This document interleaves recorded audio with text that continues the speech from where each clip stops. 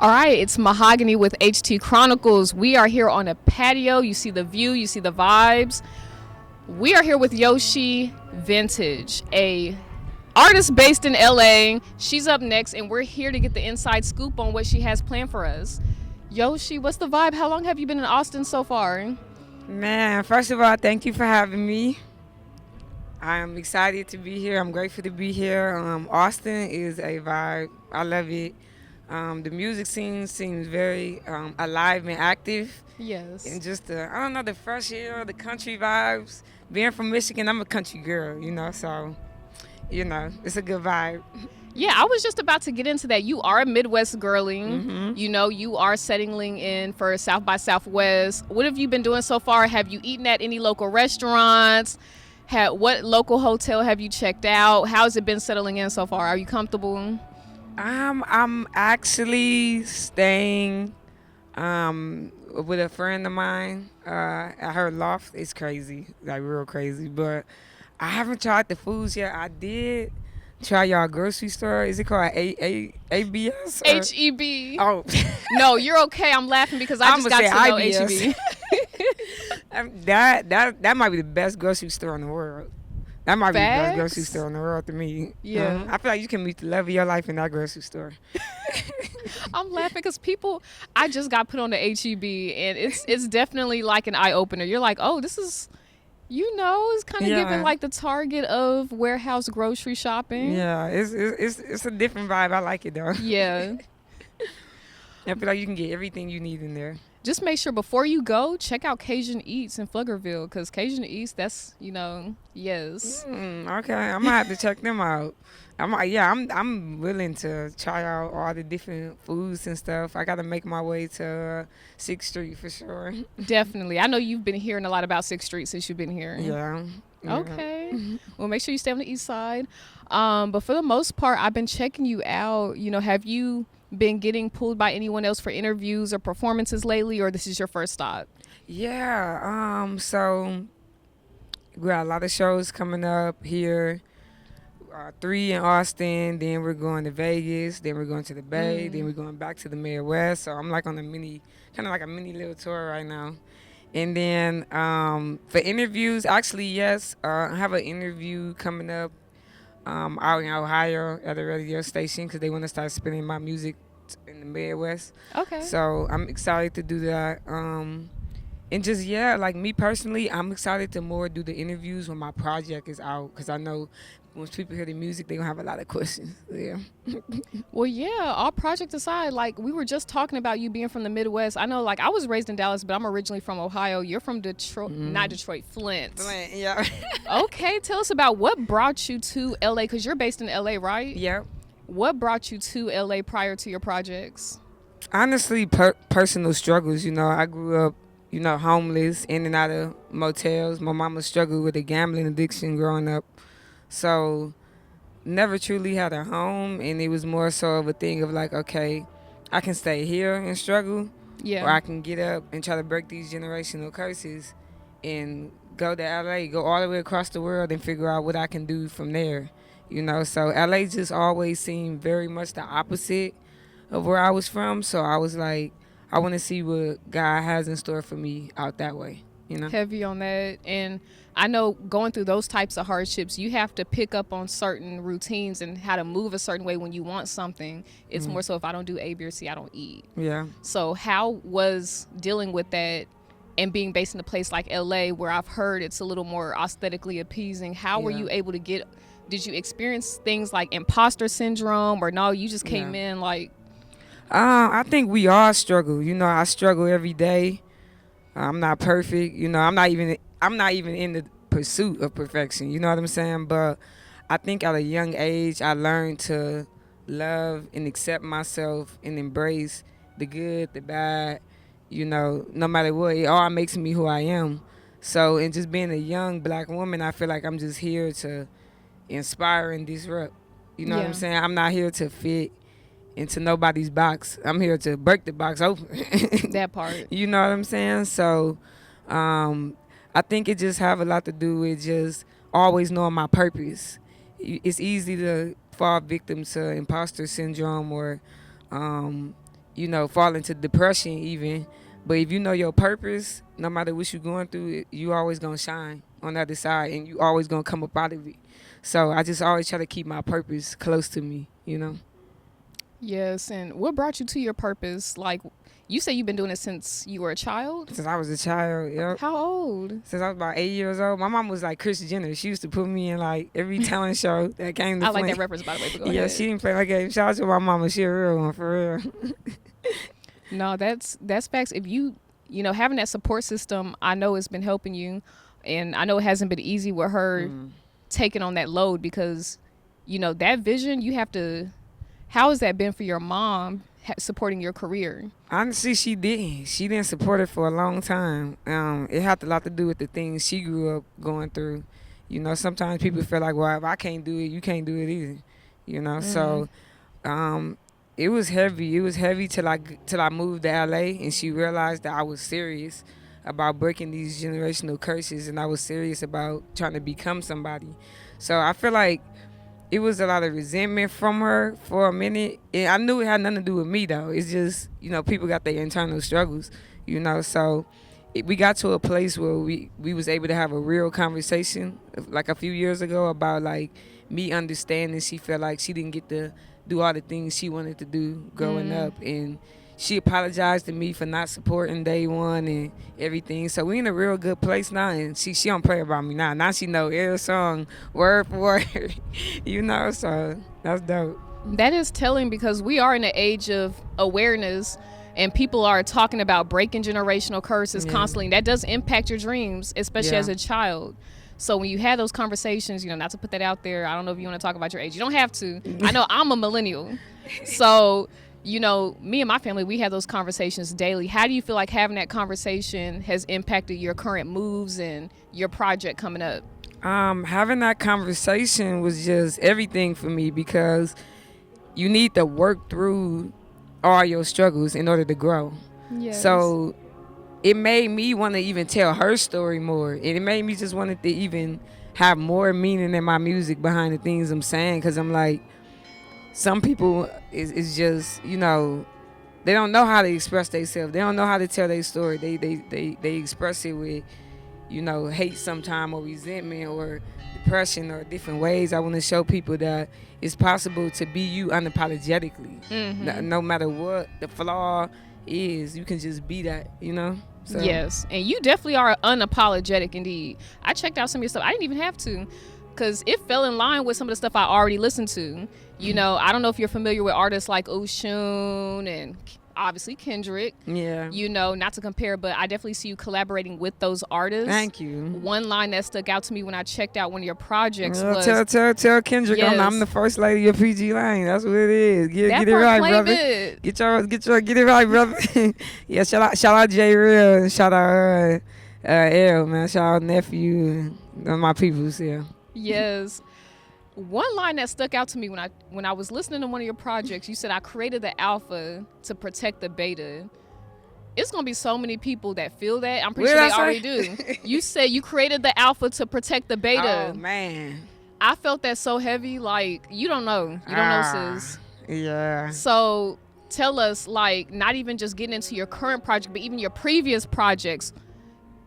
Get into that, like, do you just solely base your projects on like what you've been through? Like, are you just winging it, freestyling? You just really like, are you in there? How are you able to articulate your experiences basically? Because most people can't do that. They can't. Yeah.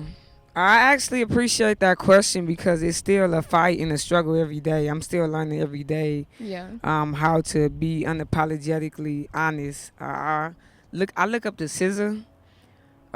For that, because she's able to be just unapologetically honest, even if people think she's saying something crazy. But I love the level of honesty. So when it comes to me creating music and creating projects, I have to really experience life. You know what I'm saying? I have to go through real life stuff. Alpha Beta was just about my whole life. I struggled with trying to balance the masculine and feminine and feeling like I got to be more of this and more of that. And when I realized, man, I can just be me. Yes. You either get it or you don't. I don't care. That's between you and God.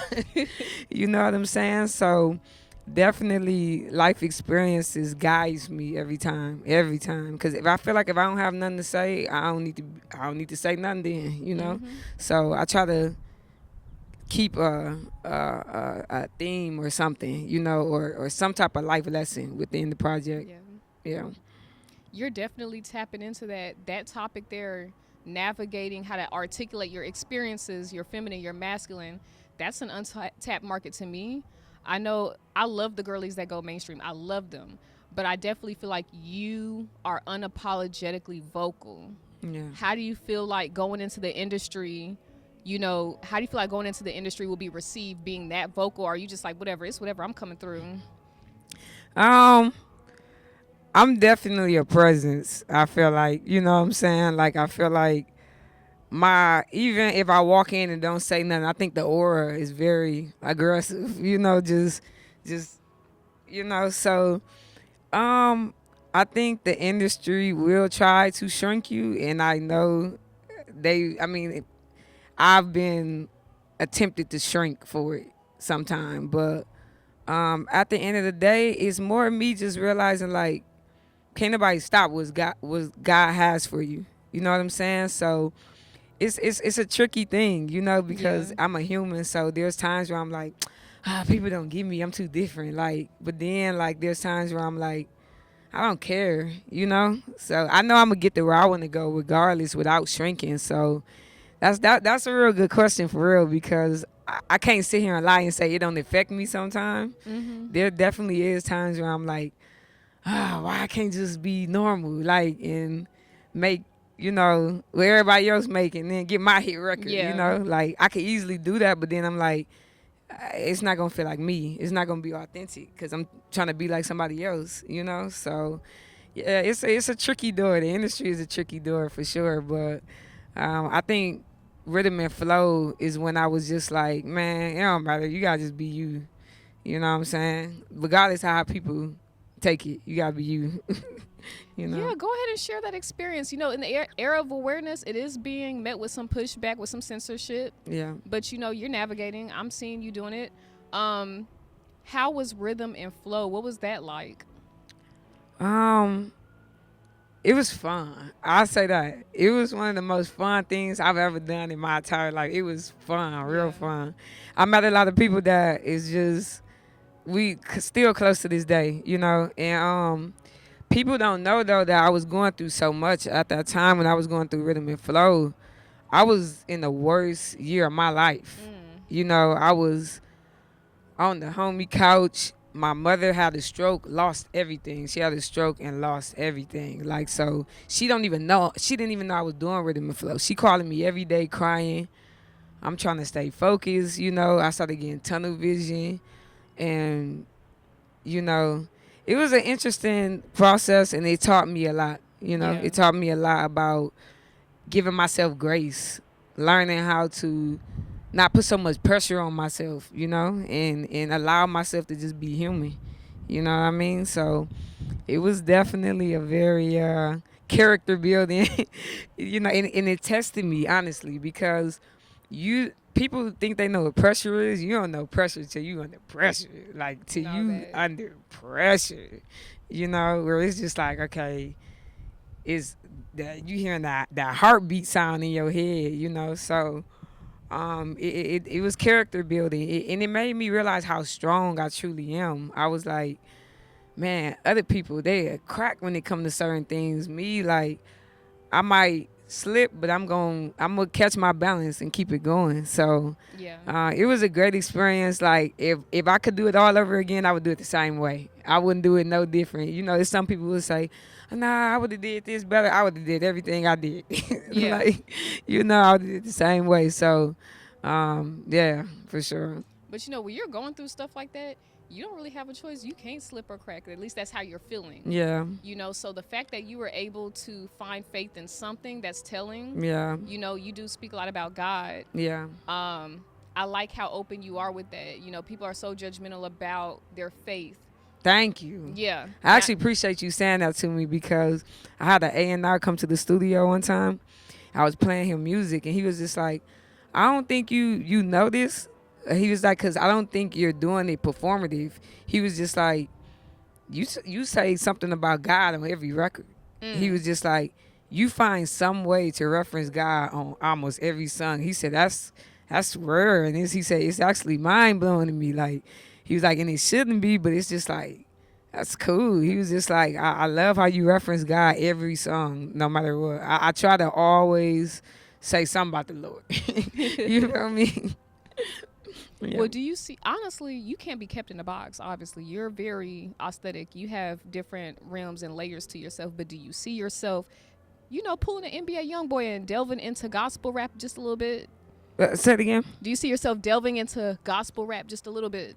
Yeah, for sure. Yeah. For sure. I think I love gospel music. Gospel music to me made me everything I am today. Like I feel like the pain, the trials, the tribulation, the soul throughout it. I grew up singing in the choir. I grew up in the church, Yes. like heavily in the church. I'm talking, I'm there almost every day after school. I'm in every program. I'm in the choir. I'm on all these different committees. I'm in the youth program. I'm at Sunday school. I'm at Bible study. Like, I didn't play no games, up until I moved to LA, and it's been kind of rocky finding a new church home. But I grew up heavily in the church, so I definitely see myself like making a gospel song. Lecrae actually reached out to me. What, for real? Lecrae reached out to me, and he said, yo, he sent me a DM, and he was just like, yo, I want you to know you got a gift.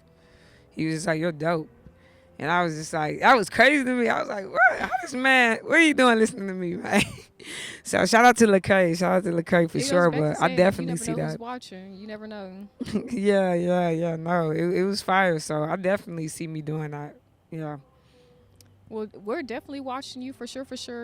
And I know being based in LA, you're making a lot of connections. You're tapping in. People are tapping in with you. You do have a following. Yeah. How do you feel like you're being received so far with, just everything, your projects, your efforts, your networking? How is that going? What is that looking like? I think LA has been very good to me. You know what I'm saying? I've definitely had a lot of trial and tribulation, but I've always been, like I said earlier, unapologetically me, so if somebody rock with me, they rock with me. If they don't, they don't. That's their business, Yes. For the most part, I just be Yoshi, and I think the people who are supposed to rock with me, they're here. You know what I'm saying? Like, I have no aspirations to convince somebody of my worth at all. You know what I'm saying? You see it or you don't, So eventually you will, but it's been dope. It's been super dope. It's been life changing. Like, I'm a whole different person from when I first came there into who I am now. I feel like just as a young woman, I've like became very confident in my identity, and I've always have been since I was 13. But being in LA and watching myself go from not knowing nobody from Flint to I'm walking in Costco and Yoshi Vintage, like, you know what I'm saying? I'm already knowing. Yeah, it's love. It's love. It's nothing but love, So I'm proud of what I built. I'm proud of my team and all the people around me, and we just gonna keep going, Of course. And we know the fans are watching. They're definitely supporting, How long have you been in the industry? Because so far as given, you've been in here for a minute. You already know what you're looking for. You know your brand. You know what your fans want. How long have you been in here to learn all Actually, I haven't been in the industry for a long time. What? I think what it really was is since I created the name Yoshi Vintage when I was 13. You feel me? At age 13, I created the name Yoshi Vintage, and the identity was just solid. I have red hair since I was 14. My identity and branding was always there. Nobody had to teach it.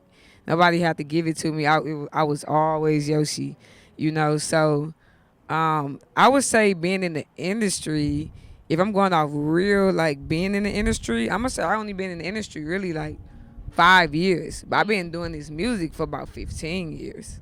You know what I'm saying? So, but I categorize the industry off different things. Like it's like, the industry is like, to me, like me being like on Netflix, doing the Revolt Cypher, like just like it's a lot of different industries, but like the real music industry is, Yeah. I would say like maybe 3 to 5 years. Yeah.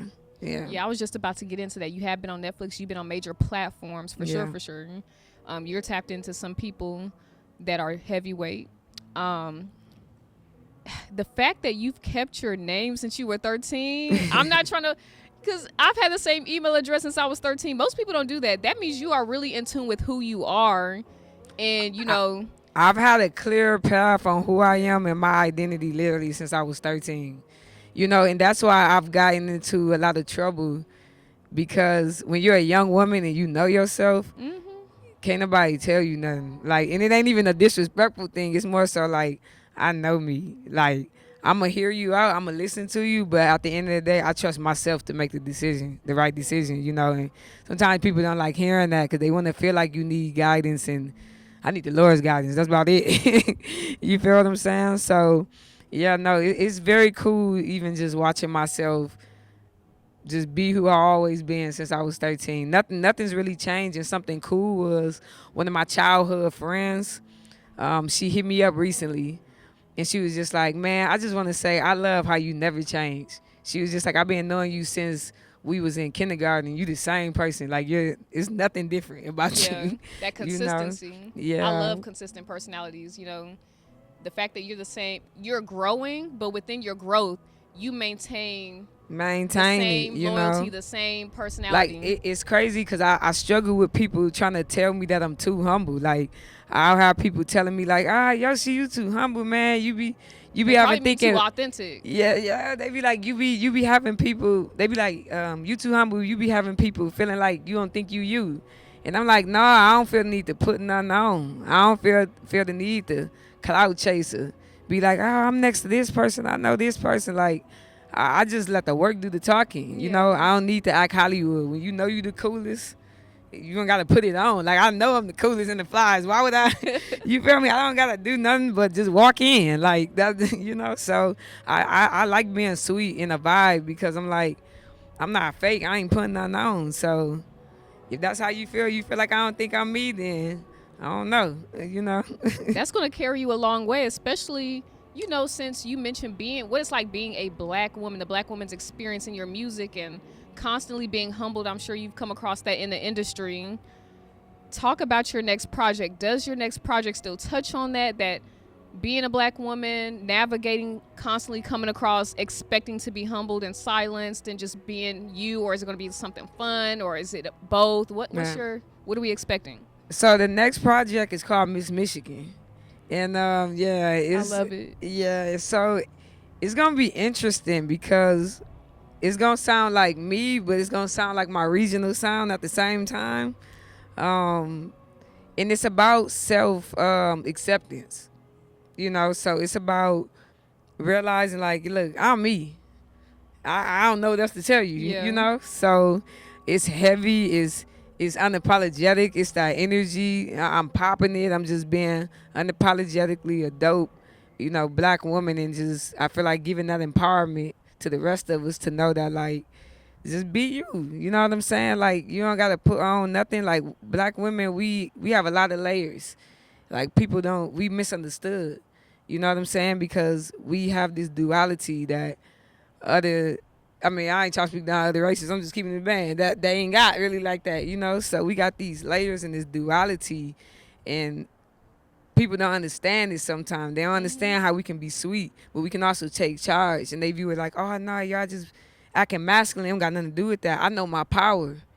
I know my power, and I know my worth. You know what I'm saying? So I'm a draw that line there every time. You know, so I love being a black woman and just inspiring other black women to be, you know, a presence. Stay a presence. Don't shrink yourself for no man. Don't shrink yourself for no career. Be a presence. If people can't handle it, don't be in that room.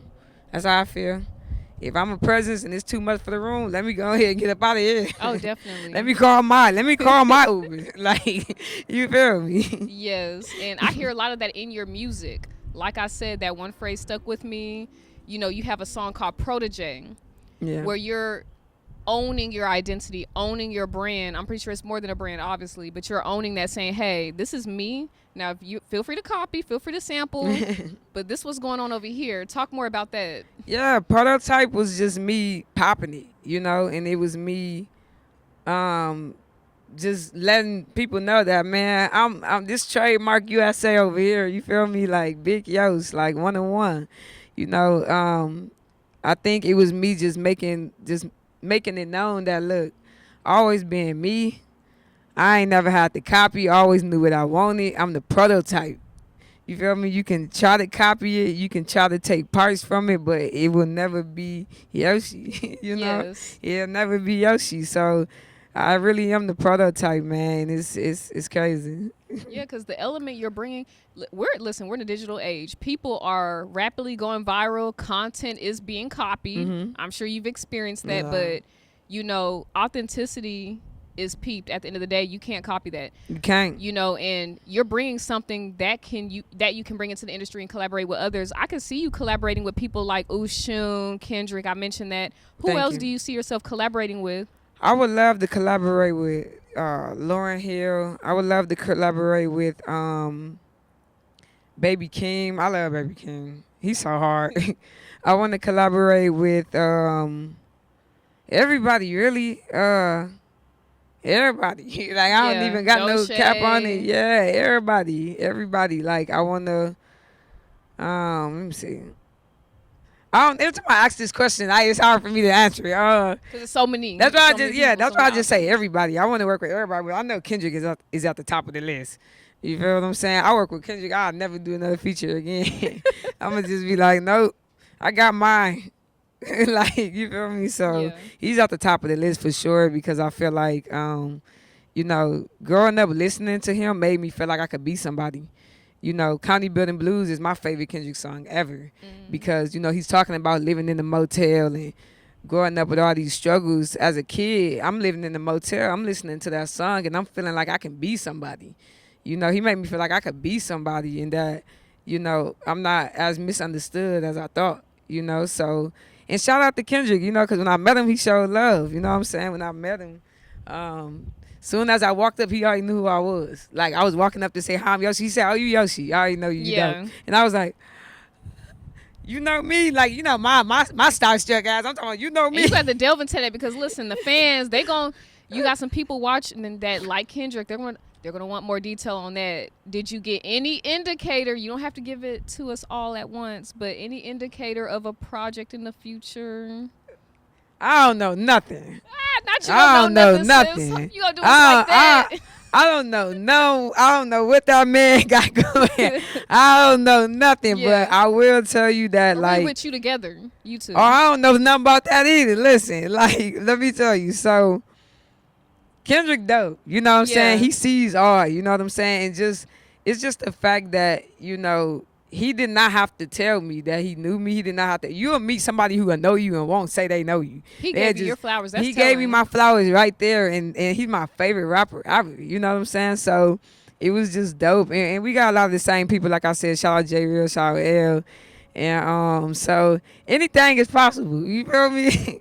Anything is possible. That's not even you know? far fetched. Like I said, I've been listening to your music, and you right there. I can see Yeah, that tell collaboration. Kendrick, come over here. Let me bar you down, my brother in Christ. Matter of fact, tell them to come to the patio at HT.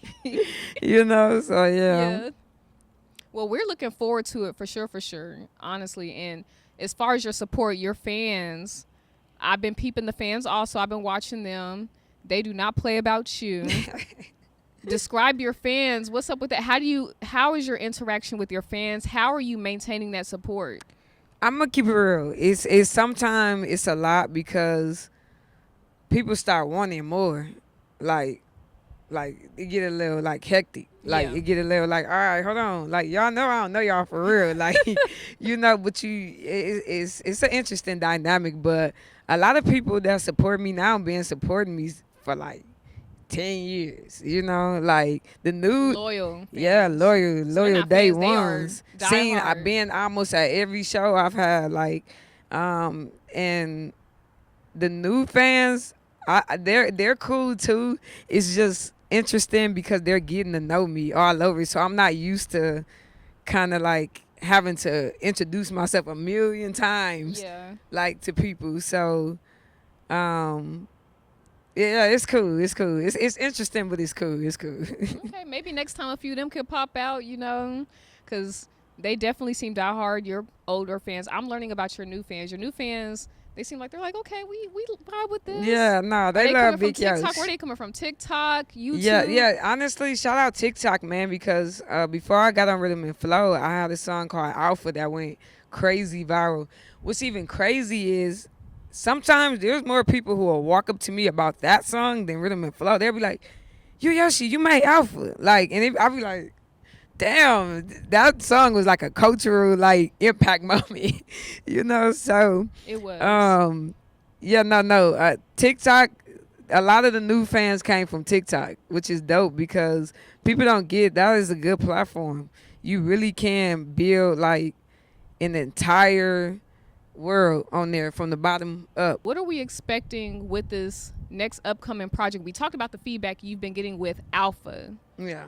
I just talked about Alpha. I've been listening to Alpha since before you stepped in. So tell us about what we're going to expect with this next project. You don't have to give it all to us, but give us a little tea. What are we expecting? It's the next project, like I said, it's called Miss Michigan. It's just very unapologetic. It's just very much, Can I cuss? I don't know if I can cuss or not. I'm gonna just say ass talking. Girl, be you. Yeah, I'm gonna say ass talking. I'm looking at Ryan. Girl, go. Like in Flint, Yes. like that's just the thing. Like ass talking is just a thing in Flint. I was about to get into that next because first of all, the Midwest is a totally different realm. Yeah. People don't realize that there has been quiet conversations about the Midwest making waves in the industry, not just with one or two artists like Big Sean, Sexy Red, but the Midwest is an untapped market. Yeah. And they be making quiet moves, but that energy, that personality, there is a certain personality in the Midwest. It's just, we come with it.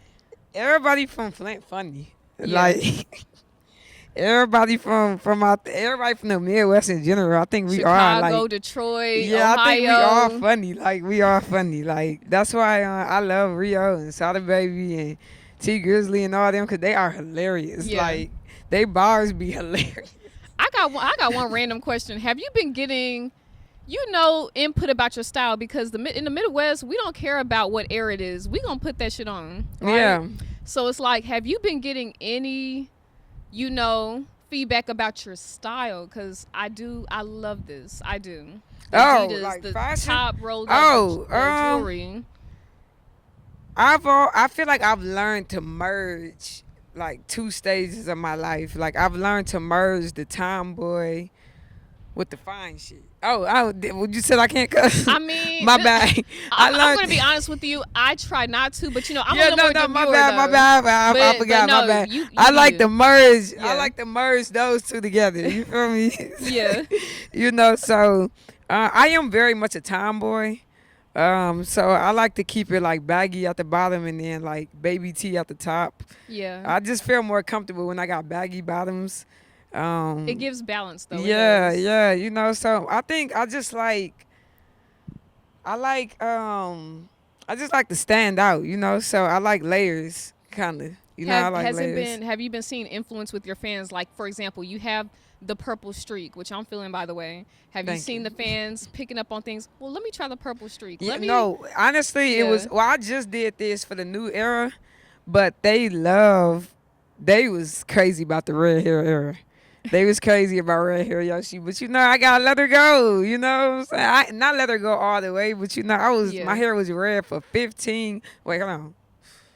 Wait, I'm adding some spice on it. Hold on. How old am I? Okay, my bad. 13 years. My hair was red for 13 years. That's a lot of time. So I gotta come with something different now. I think this is different. I mean, the purple streak, but I'm biased. I like purple. I like purple and greens and stuff. But that purple streak is a little different. Thank you. I like that. Thank you. Maybe brand that a little bit. Some light.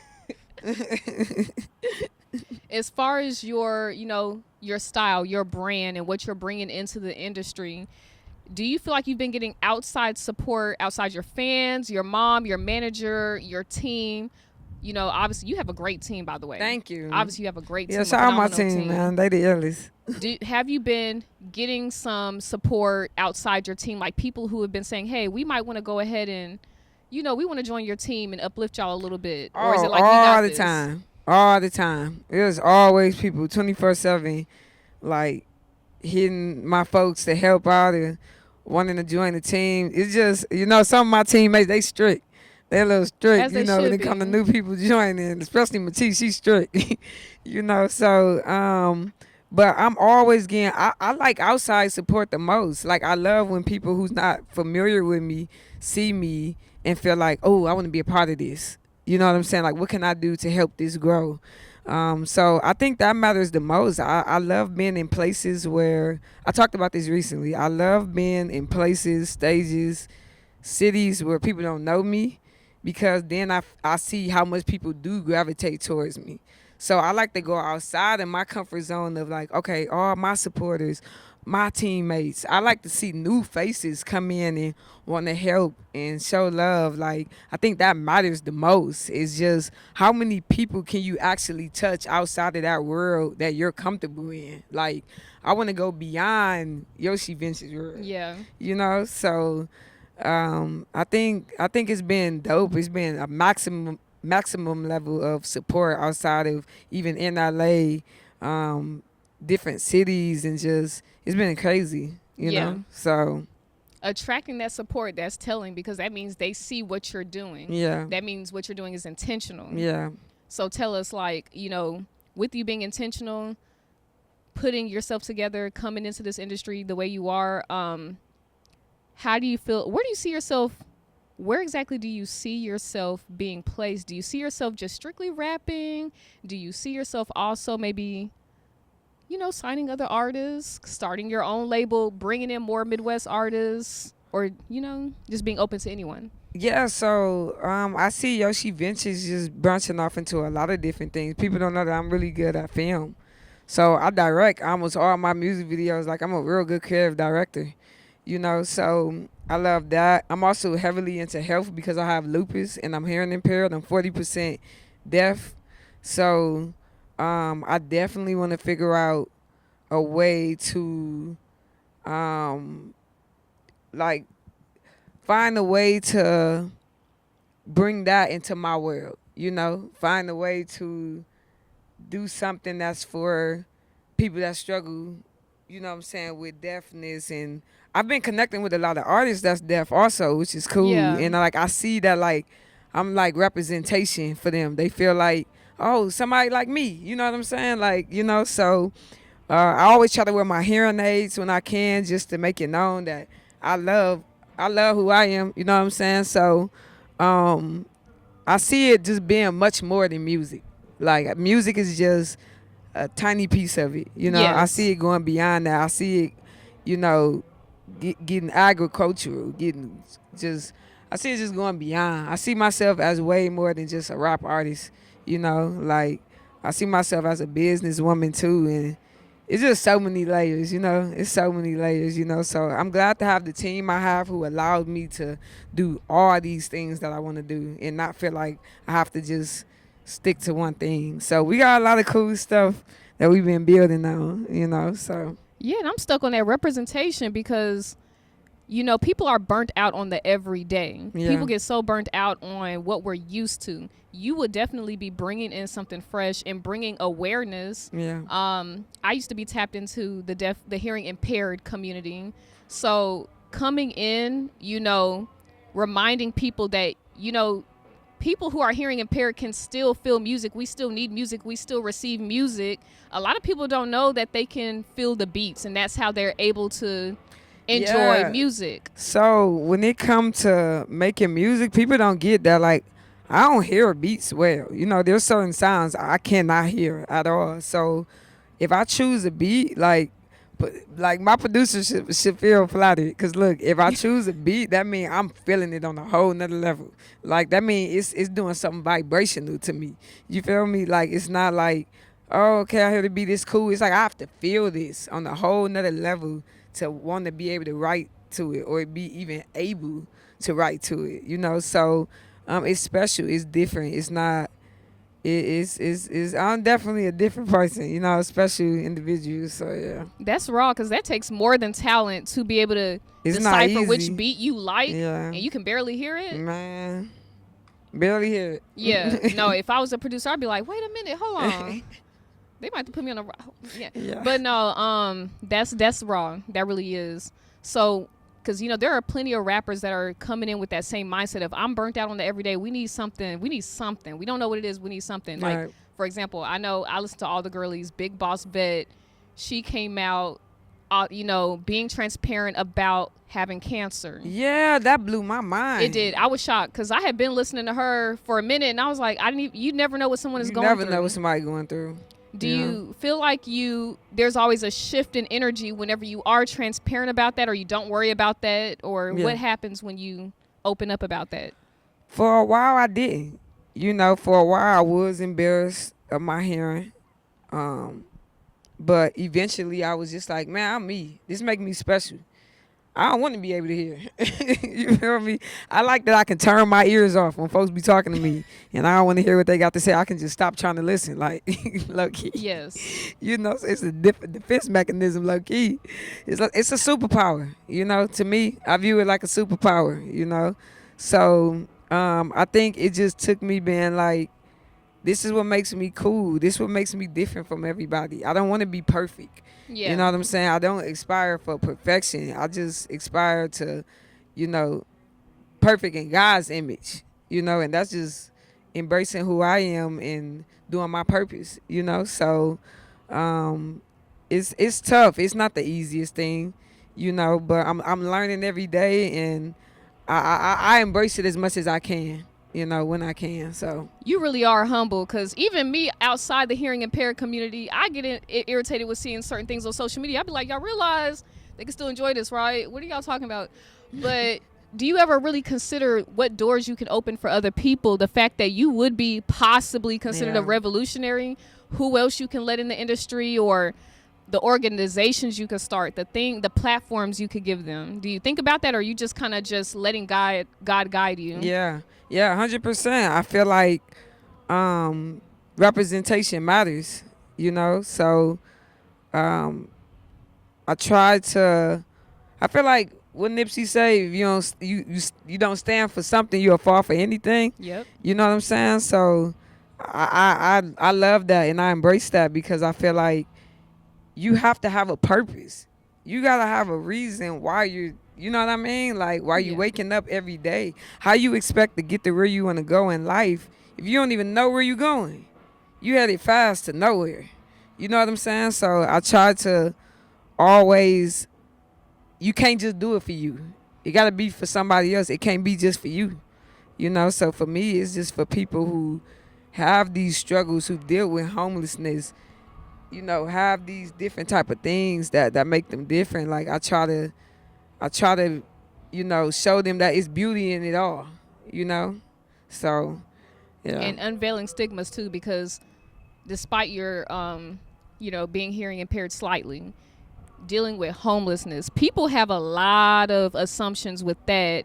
It's probably some people out here that see you and they're probably like, well, how are you able to put that on and don't even pursue know your passions and your creativity? Man, let me tell you, growing up, nobody knew I was homeless growing up, because like you just said, to them you look normal, I guess, but they don't even know, you living in a motel, like you ain't eating, you going days without eating, so I'm very heavy on, hoping to figure out a way to contribute to helping the homeless. You know what I'm saying? That's something that I really care about, because I know how I feel to be there. I slept in the car with me and my mama and my brother for days at a time. Like, I know how hard it can get. You know what I'm saying? So that's why I always try to, like, be a hand to somebody, like, the best way I can. If I ain't got it, I find some way to get it to you. You know what I'm saying? So, yeah, all that stuff. I care deeply about that type of stuff. I care deeply about